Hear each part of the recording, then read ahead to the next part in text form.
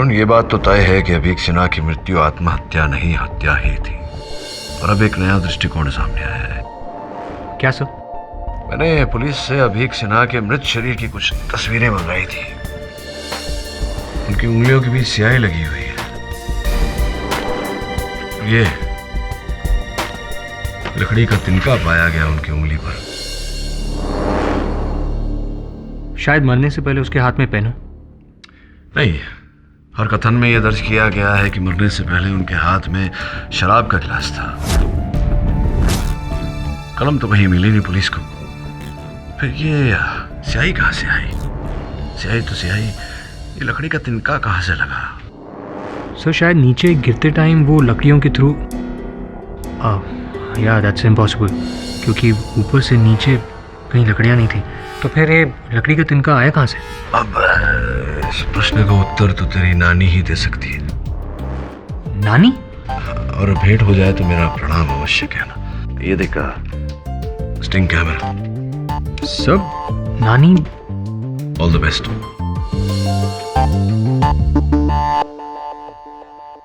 Right sir. बस 2 minute, माँ मेहनती थोड़ी देर में हाजिर होंगी। वाह। वैसे ये किस पक्षी का कंकाल है? ये माँ मेहनती का एक खास पक्षी है। 2 साल पहले उसने अपना शरीर छोड़ा। उसके बाद से माँ जब भी उसे बुलाती है उसकी आत्मा इस कंकाल में आ जाती है। और हमने इसे यहीं रखा है ताकि जब भी माँ उसे बुलाए वो आसानी से आ सके। अच्छा है, पक्षी की आत्मा उसी के कंकाल में आती है। अगर माँ मेहंदी के अंदर आके बोलती तो अजीब लगता ना। माँ मेहंदी पक्षी की आवाज में बोलती। आपके लिए खुशखबरी है, आपकी नानी माँ की आत्मा मिल गई है। अच्छा? बहुत ढूंढा, तब जाकर ऋषिकेश के तट पर एक साधु के कमंडल में कैद वो हमें वहां मिल गई और माँ इन्हें ऋषिकेश से लेकर आई हैं। जय माँ मेहनती। जय माँ मेहनती।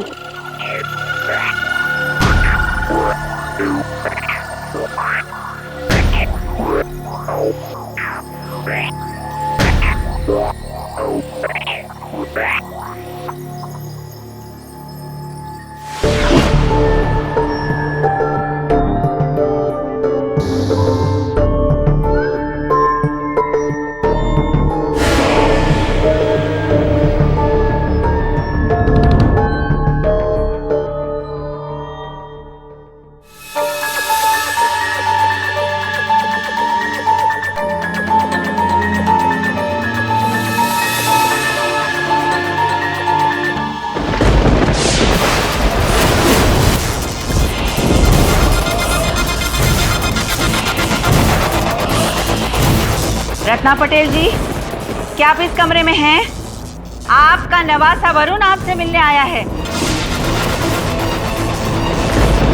क्या आप इस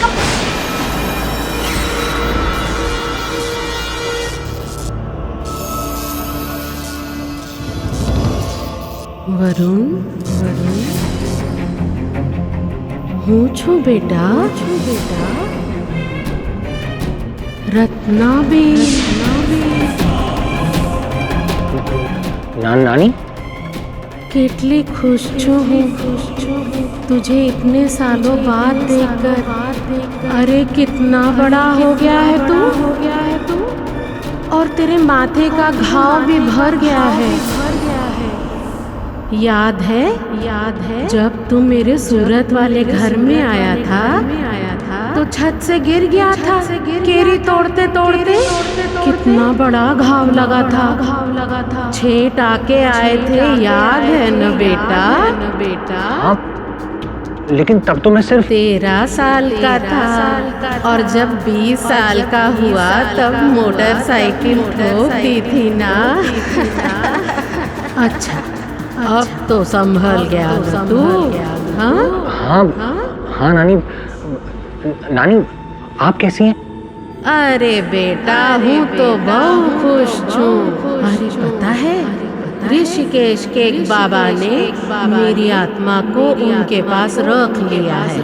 बस दिन रात मैं उनकी सेवा करती हूँ, उनसे बातें भी करती हूँ।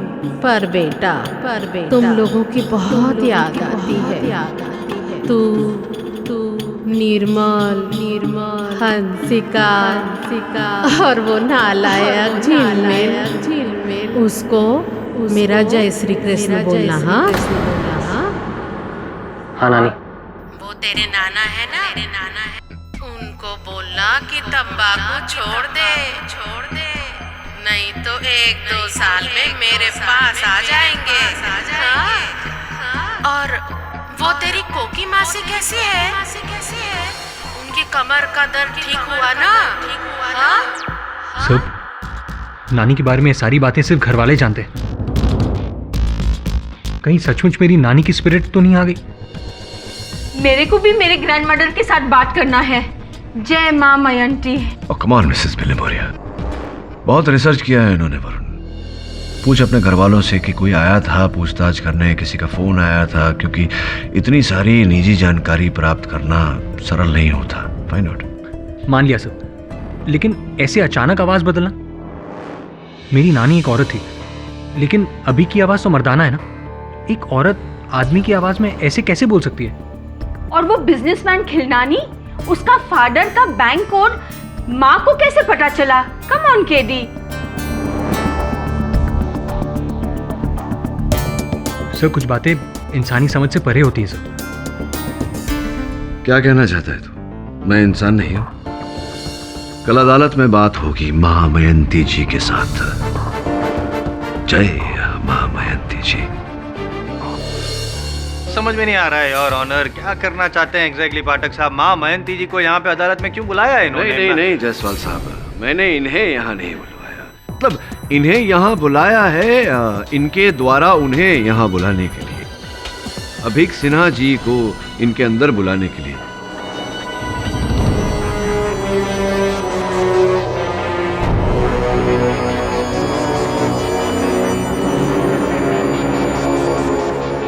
अंततः यही तो इस समस्या की जड़ है। अगर अभीक सिन्हा साहब इनके अंदर प्रकट न होते और ये न कहते कि पीताम्बर ने उनकी हत्या की है, तो ये मुकदमा ही नहीं होता। माँ जी, मैं आपसे बड़ी विनम्रता से विनती करता हूँ कि कृपया कर मिस्टर अभीक सिन्हा की आत्मा को अपने अंदर बुलाइए, ताकि हम दोनों उनसे वार्तालाप कर सकें, प्रश्न पूछ सकें, उत्तर पा सकें। प्लीज़ बुलाइए ना। जी नहीं से आपका अर्थ क्या वो उनकी आत्मा बिजी है इस समय, या अदालत में नहीं आ सकती? ये क्या? जी नहीं, अदालत में नहीं आ सकती। अदालत में नहीं आ सकती? लेकिन माँ जी, मेरे जानकारी के अनुसार तो आत्माएं मुक्त होती हैं, वो तो बिना किसी बंधन के यहाँ वहाँ भटकती रहती हैं, कहीं भी चली जाती हैं। तो अदालत में आने से क्या आपत्ति हो सकती है उनकी आत्मा को? नहीं, देखिए, मैं ये बात मानने को तैयार। जी, क्यों जिद कर रहे हैं आप? क्यों मानने को तैयार नहीं? इतने यकीन से आप कह रहे हैं जैसे हर हफ्ते बरदौल में आत्मा बुलाते हैं अदालत में। नहीं, हर हफ्ते नहीं बुलाता, किंतु इस हफ्ते, इस समय, आज यहाँ अदालत में मैं आत्मा बुलाना चाहता हूँ। अब माँ जी के संपर्क में आके थोड़ा बहुत आत्मज्ञान मुझे भी प्राप्त हो गया है। व्हाट? मिस्टर पाठक, आप ये कैसी बातें? बोलने दीजिए जज साहब, इनको जो करना है करने दीजिए। वैसे भी हर हफ्ते कोई ना कोई नया खेल करते रहते हैं, लेकिन आज आपका ये खेल फेल होने वाला है। Carry on. योर ऑनर, मैं आज इस अदालत में अपनी दादी माँ को बुलवाना चाहूँगा।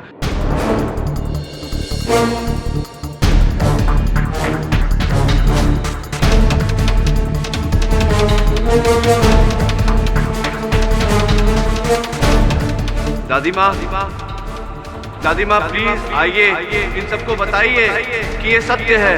इन्हें ऐसा लग रहा है कि मैं मजाक कर रहा हूँ। आइए, बताइए कि ये मजाक नहीं, ये ढोंग नहीं, ये सत्य है। दादी माँ।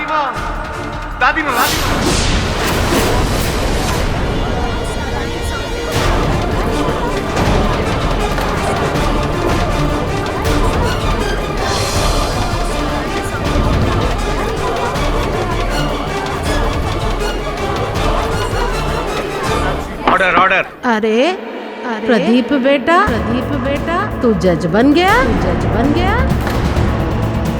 बचपन में तो तू पजामे का नाड़ा भी नहीं बांध पाता था, याद है ना तुझे?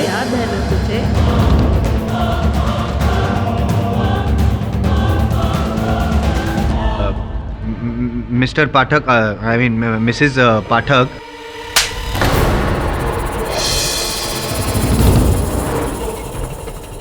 दादी माँ बोल, दादी माँ। दादी माँ। निखट्टू तू वही है ना एम जायसवाल? जब देखो तभी मेरे पोते के साथ में भिड़ता रहता है। 10 मिनट में कभी कोई केस नहीं जीतने वाला। तू याद रखना मेरी बात। और प्रदीप चलती हूँ, देखना अपने स्वास्थ्य का ध्यान रखना और सोच समझ के निर्णय लेना।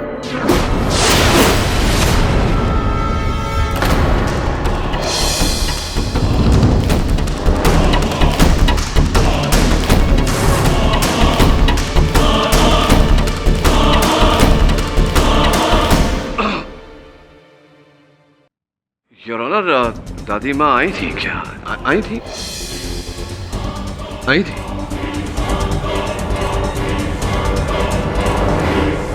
Tape recorder, tape your honour, tape. अच्छा, आप ये कहना चाहते हैं कि वो स्वर, वो आवाज़ मेरे शरीर पर छिपाए हुए टेप रिकॉर्डर के द्वारा आ रहा है। योर ऑनर, मेरी परीक्षण ले ली जाए। ना तो मैंने आवाज़ बदली है, ना कोई टेप रिकॉर्डर छिपाया है मैंने। वाकई वास्तविकता में दादी माँ आई थी। अब माँ जी, मैं एक नवसिखिया होकर अपनी दादी माँ की आत्मा को अगर अदालत में बुला सकता हूँ तो आप तो महाज्ञानी हैं। क्या बकवास है ये? अगर माँ चाहे तो वो भी आत्मा को यहीं इसी अदालत में बुला सकती है। Mister Mahipal, please sit down. माँ आपको चुनौती दे रहे हैं। बुलाइए अभीक सिन्हा की आत्मा को। कह रहे हैं आप ही के साथ है, तो आपको तो चुनौती स्वीकार करनी चाहिए। क्या आप इस चुनौती को स्वीकार करती हैं माँ जी?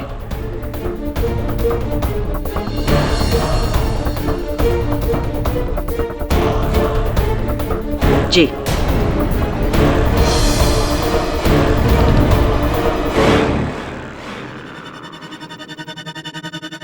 मिस्टर अभीक सिन्हा, क्या आप यहाँ पर हैं? मिस्टर अभीक सिन्हा, क्या आप यहाँ पर हैं? अभीक सिन्हा, मेरे अंदर आइए। मिस्टर अभीक सिन्हा, क्या आप यहाँ पर?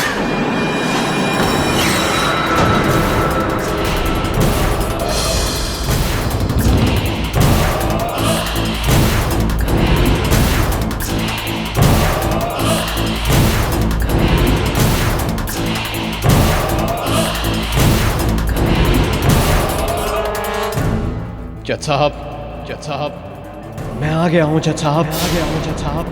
मैंने आत्महत्या नहीं की है। आत्महत्या नहीं की है मैंने। मेरा खून हुआ है और मेरा खूनी ये मेरे सामने रहा। पीतांबर।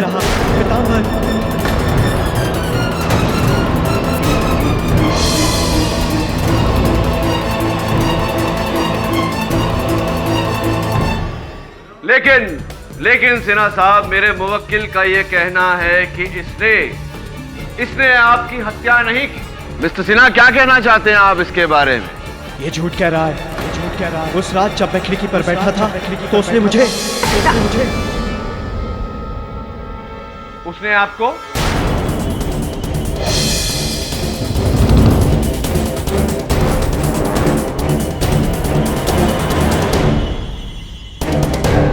बोलिए ना सिन्हा साहब, उसने आपको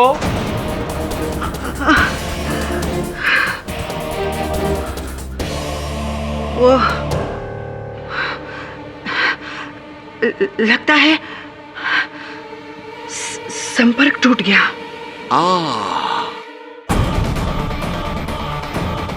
संपर्क टूट गया। कमाल है, यहाँ भी नेटवर्क प्रॉब्लम चल रहा है आपका, किंतु मेरे इस फोन पर तो फुल नेटवर्क है। योर ऑनर, अदालत में अपने फोन का उपयोग करने की अनुमति चाहता हूँ, एक कॉल करने की अनुमति चाहता हूँ। किसे फोन करना चाहोगे केडी? योर ऑनर, इस बात को स्पष्ट करने के लिए मुझे अपनी दादी माँ को फोन लगाना पड़ेगा। मैं दादी माँ को फोन? स्पीकर फोन है। दादी, मैं केडी। गुड्डू बेटा, दादी कितने दिनों बाद तेरी आवाज सुन रही हूँ। कैसा है तू? मैं ठीक हूँ दादी। आप कैसी हैं? आपका स्वास्थ्य कैसा है? ठीक हूँ, बस वही घुटने की तकलीफ है। गुड्डू बेटा लौट आओ। क्यों अपने बाप की तरह जिद्दी हो रहे हो? तुम्हारे और तुम्हारे बाप की लड़ाई में बेटा तेरी आवाज नहीं सुनाई दे रही। दादी सुनिए मैं इस समय बाहर हूँ। मेरा संपर्क टूट रहा है। मैं आपको बाद में फोन करता हूँ। बेटा चरण स्पर्श दादी, बाय। कहाँ फोन किया था अपने दादी माँ को? स्वर्गलोक? नहीं, जयपुर। योर ऑनर, भगवान की कृपा से मेरी दादी माँ अभी जीवित है। बस थोड़ी बहुत घुटने की तकलीफ है, जैसा कि आपने सुना। बाकी सब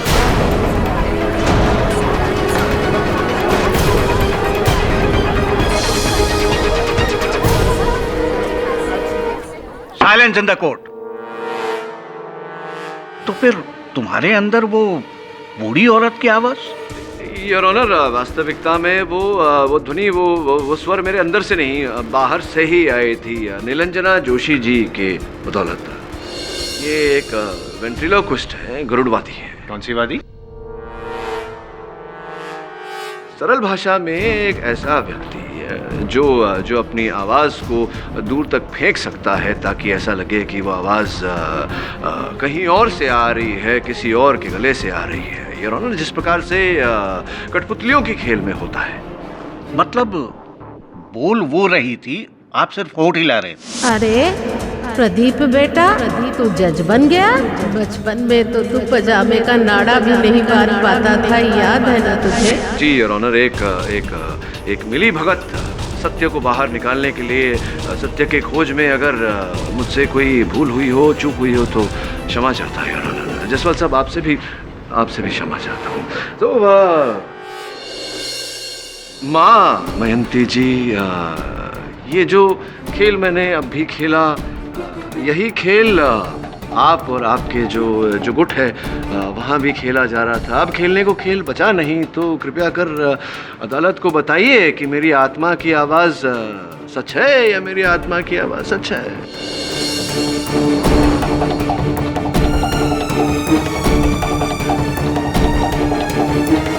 जज साहब, मुझे तो 2000 रुपए पर डे मिलते हैं जी। मैं तो जी सारवांटू, एकदम कठपुतली। और उसकी डोर माई प्राजी के हाथों विच है।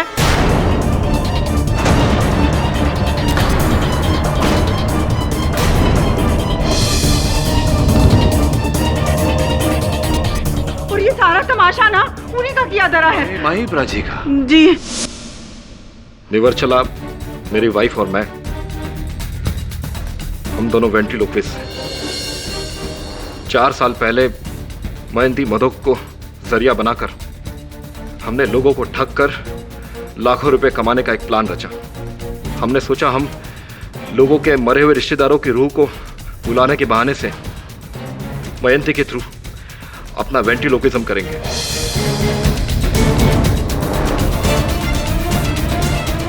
हाँ, जानता हूं मैं। उस रिकॉर्डिंग में जब मैंने आपकी पत्नी निर्वचला के होठ पीछे से हिलते हुए देखे, तभी आभास हो गया था मुझे कि असल खेल क्या है।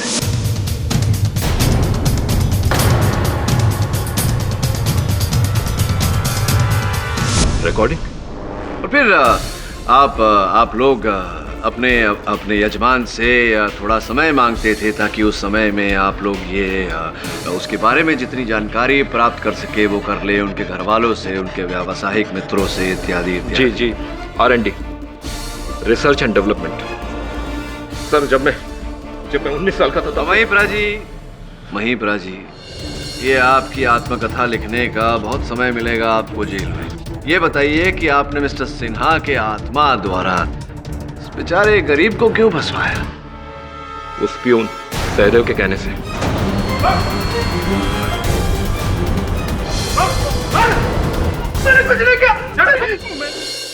आगे बताइए, आगे की कहानी बताइए। मिस शैला जब हमारे यहाँ अभीक की रूह को बुलाने के लिए आई थी, तब उनसे भी हमने 2 दिन की मोहलत ली थी।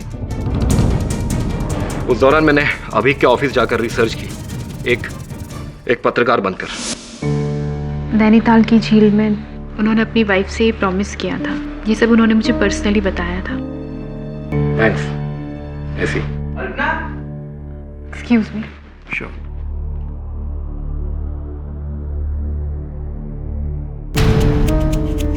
निवर्चुला, अभी के ऑफिस से बहुत सारी इंफॉर्मेशन मिली है उसके पास के बारे में। अब तुम एक काम करो, उसके पेरेंट्स के घर पर जाकर बाकी की इंफॉर्मेशन ले लो। उसके बाद हम मां मयंती के थ्रू अभिक की रूह को बुलाने का ढोंग करेंगे। अभिक सिन्हा हाजिर हूं।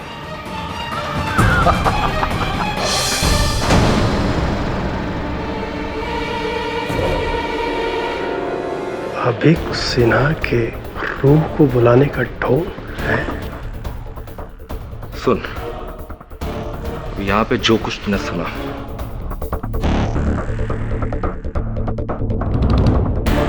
भूल जाने का, समझे?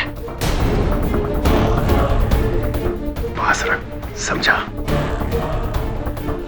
मुझे ये बता कि गेम क्या है।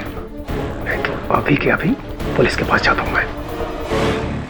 उसके बाद जब मजबूर होकर मैंने सारा गेम सहदेव को समझाया, तब उसने हमारे सामने एक शर्त रखी। उसने कहा कि कल जब मिसेस सिन्हा अभी की रूह से बात करने के लिए मां मयंती के पास आए, तब मां मयंती उसे ये बताया कि पीतांबर ने उसका खून किया है।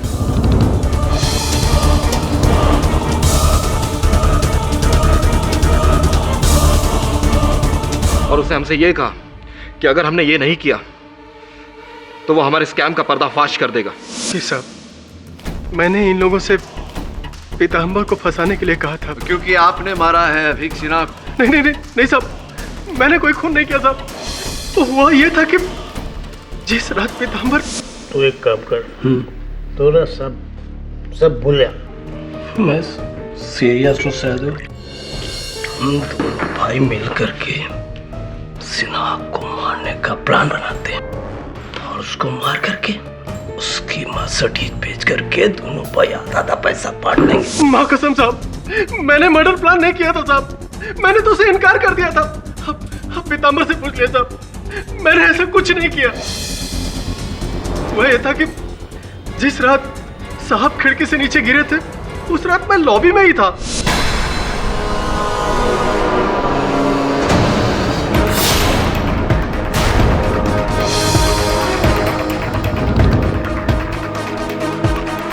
पीतांबर इतनी देर तक यहाँ, और ये पैसे चोरी करके कहाँ भाग रहा है? सहदेव, जल्दी नीचे चलो, साहब खिड़की से नीचे गिर गए। क्या बात? मुझे पक्का यकीन था कि पीतांबर ने ही अभिक सर को धक्का दिया, उनका मर्डर किया। वरना इतनी रात को साहब वो हमारे ऑफिस में क्यों आता?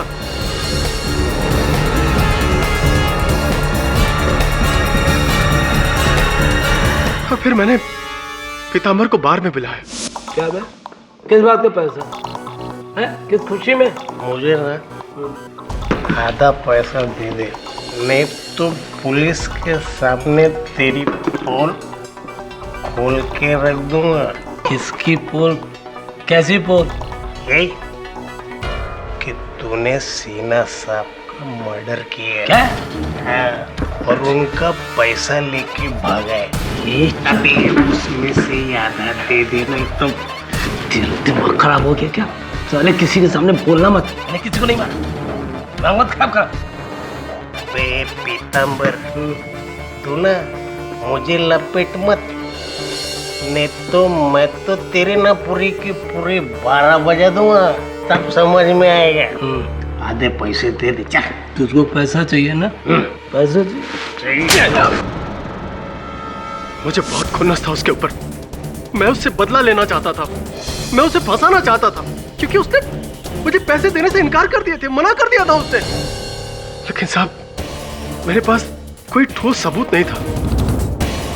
लेकिन कुछ दिनों के बाद मुझे मौका मिल गया। महिपाल का झूठ पकड़ा गया और उसी समय मैंने प्लान बनाया और पीतांबर का पीछा किया। वो अपने खोली में गया और नीले संदूक में उसने पैसे और चाबी छुपाए।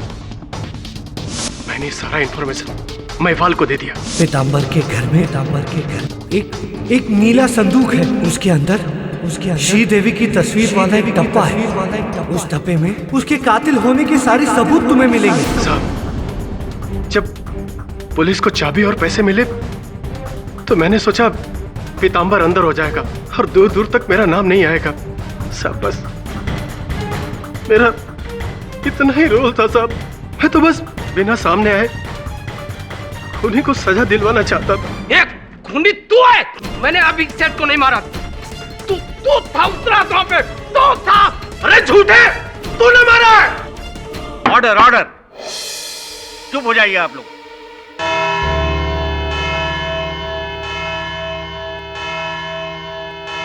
यह अदालत अगली सुनवाई तक मुलतवी की जाती है। चलिए सर, एक बात तो क्लियर हुई, ये कोई आत्मा का चक्कर नहीं है। हाँ, लेकिन हत्या का तो है। किसी ने तो अभीक सिन्हा को उस खिड़की से धक्का दिया था। इस डूबते केस को बस इस तिनके का सहारा है। जाओ उस बिल्डिंग में जाओ और पता लगा कि ये तिनका आया कहां से। तब तक मैं क्या सर? तब तक मैं सोचता हूँ वरुण, ये माँ मयंती के इस खुलासे के बाद मेरे मन में एक प्रश्न उठा है। इस प्रश्न का उत्तर सोचता हूँ, तू जाके पता लगा कि ये तिनका कहाँ से टूटा। Right sir.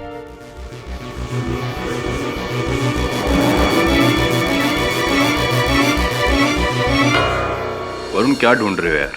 पिछली बार सब देख तो चुके हैं। हाँ, पर एक चीज है जिसे देखकर भी नहीं देखा था।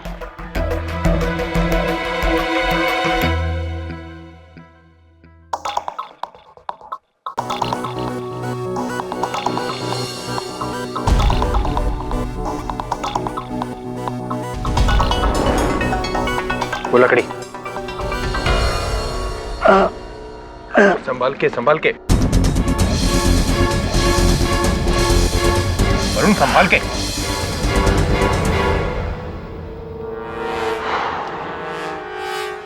लकड़ी।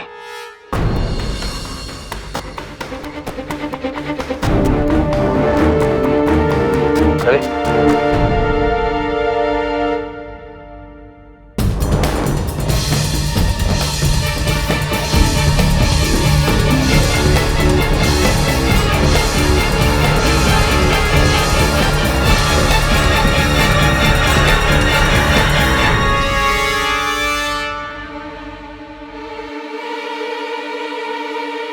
वरुण, ये पेन और ये लकड़ी तो किसी कारपेंटर ने छोड़ी हो। इसका अभीक के नीचे गिरने से क्या ताल्लुक? इसका जवाब मैं नहीं, केडी सर तुम्हें देंगे अदालत में। शैला जी, जो अभीक सिन्हा जी थे, क्या शादी के बाहर कोई उनका संबंध, नाजायज संबंध किसी के साथ था? नहीं। और अगर मैं कहूं कि शादी के बाहर मिस्टर अभीक सिन्हा का नाजायज संबंध था और वो नाजायज संबंध उनका आपके साथ था, तब क्या कहेंगे?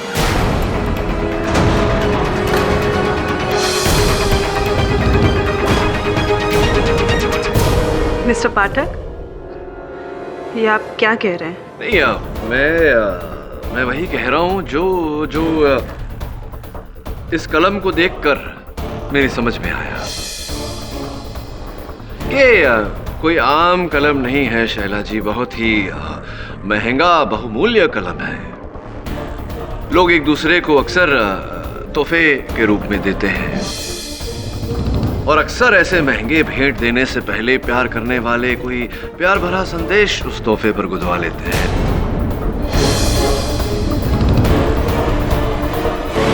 इस कलम पर भी है, to AS Abhik Sinha, the love of my life. So sweet. To the love of my life. Supposedly, Tripti Sinha was Abhik Sinha's wife. संभव है, लेकिन मुझे पूरा विश्वास है शैला जी कि ये तोहफा उन्होंने उनकी वाइफ ने नहीं, आपने उन्हें दिया था। और आप मेरी इस बात को नकारें उससे पहले मैं आपको ये बताना चाहता हूं कि ये कलम 12 जून सन 2012 को लंदन के मार्टिन पेन कंपनी से खरीदी गई थी और इसका जो बिल था उसकी भरपाई आपके क्रेडिट कार्ड से की गई थी।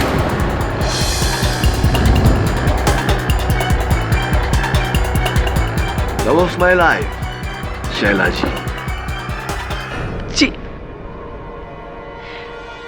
मेरा और अभी का अफेयर था।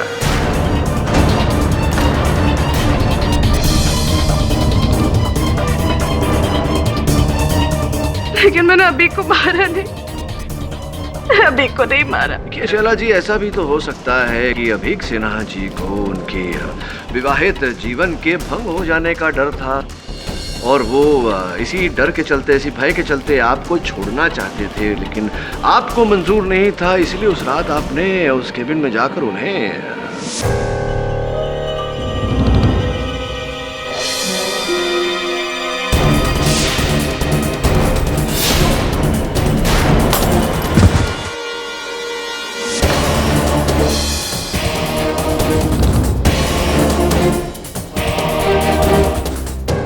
साहब। हाँ जी। एनर्जी क्यों वेस्ट कर रहे हैं, जबकि शैला जी अपने बयान में ऑलरेडी कह चुकी है कि जब अभी गिरा तब शैला जी एक फ्लोर नीचे थी, ऊपर आ रही थी, अभी के कैबिन तक पहुंचने से पहले अभी गिर चुका था। मुझे पूरा विश्वास है शैला जी की इस बात का कोई साक्ष्य, कोई सबूत, कोई गवाह अवश्य होगा आपके पास, है? जी, अभी के business partner mister Girish Khilnani, उनको जरूर मालूम होगा, क्योंकि अभी के केबिन तक पहुंचने के लिए मुझे पहले उनका केबिन क्रॉस करना पड़ता है। आप प्लीज उनसे पूछिए ना, प्लीज। जी हाँ, मैंने शैला को अपने कैबिन के सामने से गुजरते हुए अभी के कैबिन की तरफ जाते हुए देखा था।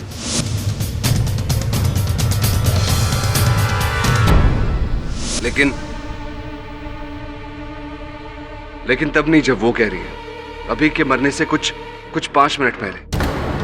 तो आप ये कहना चाह रहे हैं खिलनानी साहब कि ये संभव है कि शैला जी ही सिन्हा जी के कैबिन में गईं और उन्हीं ने नशे की हालत में सिन्हा जी को ढकेल कर उनकी मृत्यु की ओर भेज दिया। अब ये कह रहे हैं कि ये हत्यारिन जो है वो शैला जी है, ये कह रहे हैं आप? क्या कह रहे हैं? जी, हो सकता है। नहीं हो सकता, क्योंकि मैंने अल्पना जी जो सिन्हा साहब की सेक्रेटरी है उनसे पता किया कि किस समय शैला जी सिन्हा साहब के कैबिन में गई थी, और उनका ये कहना है कि सिन्हा साहब के गिरने के बाद वो वहां गई थी। इस कथन के अनुसार शैला जी सच बोल रही हैं, लेकिन आप झूठ बोल रहे हैं। प्रश्न ये उठता है कि आप झूठ क्यों बोल रहे हैं? क्यों बोल रहे हैं आप झूठ? क्यों? लेकिन मैं झूठ बोलूंगा क्यों? झूठ तो आप अदालत में पहले भी बोल चुके हैं। वो माँ मयंती जी का किस्सा, आपके पिताश्री का वो लॉकर जिसका कोड केवल वही जानते थे, वही कोड माँ मयंती ने आपको बताया था। 9 8 3 6 3 3 2 983632। रिंग अ बेल? लेकिन वो कोड मुझे मयंती जी ने ही दिया है। अब चाहे तो उनसे पूछ सकते हैं। अब माँ मयंती जी से क्या पूछना? असली जो इस कांड के करता धरता है महिपाल और निवर्चला, उन्हीं से पूछना चाहिए। और उनसे पूछा मैंने, तो महिपाल जी का ये कहना था कि 983632 उनके इंश्योरेंस पॉलिसी का नंबर है, जो उन्होंने यूं ही आपको दे दिया था। और आपने कहा कि उन्हीं नंबरों से आपके पिताजी का बैंक लॉकर खुल गया, जबकि आपके पिताजी का लॉकर जिस बैंक में था, उस बैंक में सारे लॉकर केवल 5 अंकों के कोड से खुलते हैं। 983632 6 अंक होते हैं, तो 6 कैसे हो गया?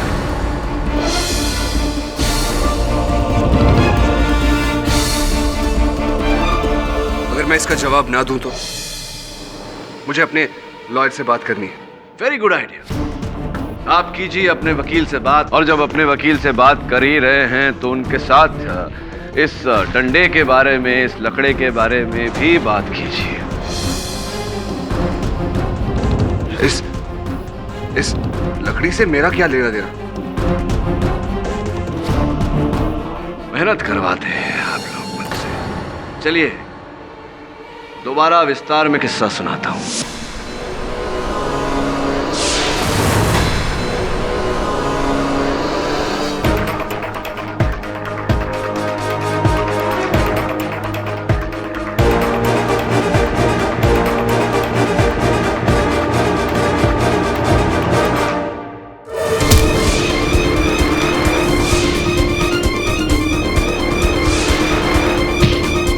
और सिन्हा साहब पर वार करने के बाद जैसे ही सिन्हा साहब नीचे गिरे, हत्यारा उस कमरे से बाहर भाग गया, इससे पहले कि बाथरूम में छिपा हुआ पीतांबर कमरे में आए या नीचे से ऊपर आती हुई शैला कैबिन में दाखिल हो। और वो व्यक्ति, वो हत्यारा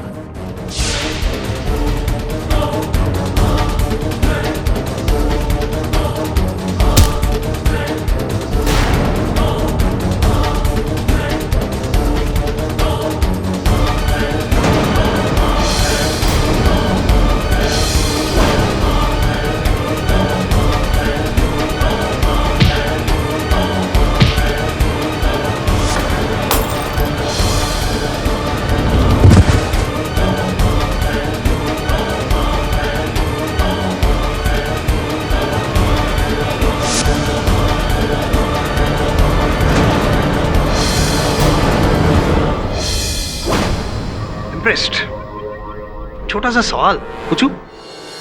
सबूत? हाँ, सबूत। क्षमा चाहता हूं कि यह जानकारी आप तक नहीं पहुंची जायसवाल साहब। सबूत बहुत सरल और साधारण है। इस डंडे पर इनकी उंगलियों के निशान हैं और फिंगरप्रिंट की रिपोर्ट जज साहब की मेज पर है। क्या अब भी आप अपने वकील से बात करना चाहते हैं खिलनानी साहब, या हम ही डायरेक्ट बात कर लें? अब देखिए क्या है, गुमगाम के आपको आना तो यही है। आज नहीं तो कल, अब कल करे सो आज कर, आज करे सो अब। Would you like to confess? पिछले 3 सालों से मैंने अभी के भरोसे का गलत फायदा उठाकर कंपनी में लाखों करोड़ों का गबन किया था। अभी को इस बात का पता चला और मैंने उसे झूठ बोला, लेकिन उसने मेरे झूठ का सबूत मांगा और 2 दिन की मोहलत दी। 2 दिन बीत चुके थे, मैं फंस गया था। कुछ समझ में नहीं आ रहा था। मैंने सोचा अभी से मिलूंगा, उसके हाथ पैर जोड़कर उससे माफी मांग लूंगा। लेकिन जब मैं कैबिन में गया, वो नशे के हालत में अकेले। पता नहीं मुझे क्या सूझा, अपनी परेशानियों को दूर करने के लिए मैंने उसे धक्का दे दिया।